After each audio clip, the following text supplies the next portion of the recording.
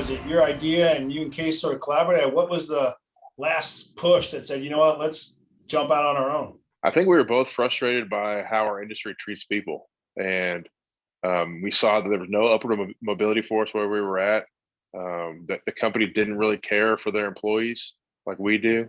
We just saw a different way to do it, and we're frustrated that there wasn't any voice or option for us. And we got the plans together for the business. Our first employee was Parker Thane. He's now our general superintendent. You know, he started with Case as a labor hand 5 or 6 years before that. So our team's just built solid from the ground up and really been a good fit for each other.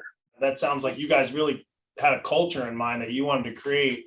How did you take your vision of the culture that you wanted and then actually implement that into this business that you've now grown from one employee to over 100 and 40 employees you have? We're almost at 200. And I think it's been, step by step, trial and error. But that's one thing Case and I always agreed on. We've never disagreed on how we want to treat people. And he's a good voice for the guys in the field. And Case has had to learn a lot about the money side of the business, how we have to be profitable, how we have to do certain things to make a profit. So you can't just have unlimited resources to give to the guys, but you can get so much out of your team if you take care of them. You show them opportunity, you treat them like they're humans, you give them value. We really pride ourselves on that, and we're okay with, even that means less profit in the short term by spending more on our people, paying them fairly, giving them the resources they need to get the job done. And in the long term, we're going to win. We're starting to see that.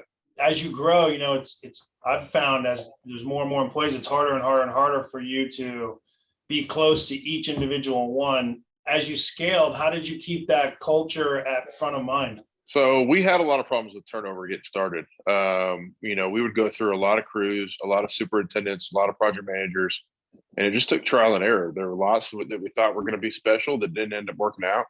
But our core group, Kelly, our controller, Sarah, our director of HR, Case, Parker, myself, Sean Lane, one of our project managers, has been with us since the beginning. That core group has always stayed really tight and intact, and we've taken that group and built upon it. We have very little turnover, especially at the upper positions now. We keep our crews, we keep our superintendents. Our project management team has done a 180 in the last year. I mean, our pre-con team has been growing and great. So we really do keep quality people and make it worthwhile for them to stay with us long term. So tell me how now you took that thought process that you and Case had, you implement that to your team and your employees and your management team. How did you take that now to your customers? When you're getting started, you kind of take whatever you can get, right? You take whatever customer will let you bid their projects. You kind of just are hunting for work, and you don't really know. We didn't have a lot of experience with dealing, at our previous company, we weren't responsible for chasing any of the work. So work just kind of got handed to us. We didn't really understand that whole process. So what I've learned is, especially in Dallas, this commercial market is cutthroat. It's low bid and go. It's who can beat out the other guy. And, we just didn't like that. We didn't like working for the people that we were working for. So we've made a conscious effort over the last 3 or 4 years to develop relationships, do a good job for our customers and work on our reputation and get business word of mouth and just enjoy who we're working with. I'm a big critic of the whole general contractor subcontractor relationship. I think it's kind of adversarial. It's how it's done.